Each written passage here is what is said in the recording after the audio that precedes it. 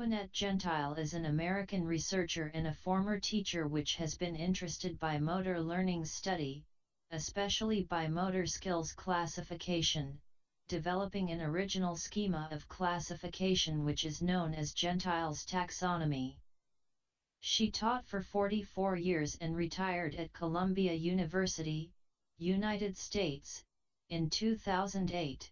The motor skills classifications are extremely important to the professional practice in the motor learning and motor rehabilitation areas, for through the fit of an individual in a level of classification of motor skills we can go in a right way, that is, in a right sequence in the teaching of new motor skills or in the teaching of new variables of one motor skill.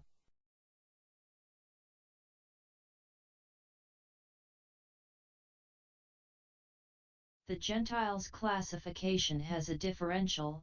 It considers, in its schema, 4 variables, which cross each other in a bidimensional frame. The 2 first variables are in the first line, which represents the first dimension. These 2 first variables are related with the function of action in the motor skills. These 2 first variables are body transport and object manipulation. If the skill does not demand a transport of the body from a point A to a point B, in height, width, depth or in multidimensional terms, we say that there is a body stability. Example, seated, to write a letter. If the skill demands such a transport, we say that there is a body transport. Example, run in a track. If the skill, in its dynamic, does not demand an object, we say that there is no an object manipulation. Example, to swim the crawl style in a pool. If the skill, in its dynamic, demands, necessarily, an object, we say that there is an object manipulation. Example, to type on a computer keyboard. The 2 finals variables are in the first column, which represents the second dimension. These 2 finals variables are related with the environmental context of the motor skills. These 2 finals variables are regulatory conditions and intertrial variability. If the skills context is totally stopped, that is, if the individual outside environmental is totally stopped, with no movement, with controlled conditions, we say that the regulatory conditions are stationary.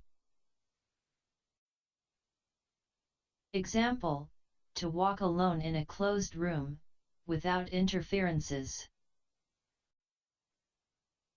If there is something or someone in movement in the skills context, that is, if there is movement in the individual outside environmental, we say that the regulatory conditions are in motion. Examples, to walk in a street full of other people equally walking.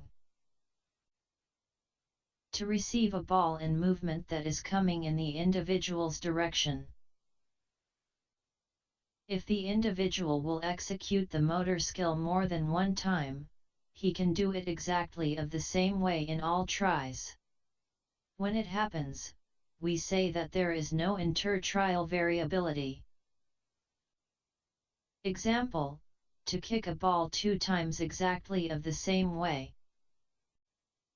If the individual will execute the motor skill more than one time, he can do the first try differently of the others' tries, that is, in a different way in each try.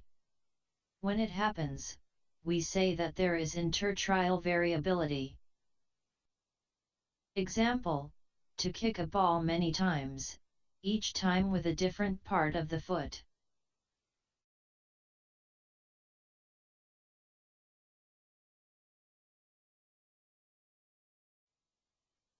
Until here, the classification looks easy.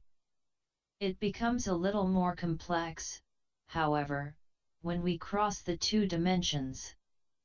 Nevertheless, to make it easier, just comprehend that is necessary to try to see all the 4 variables at the same time in a motor skill. We are going to cross the 2 dimensions, A, function of action with B, environmental context. In each cell in the middle of the frame is written the result of such crossover.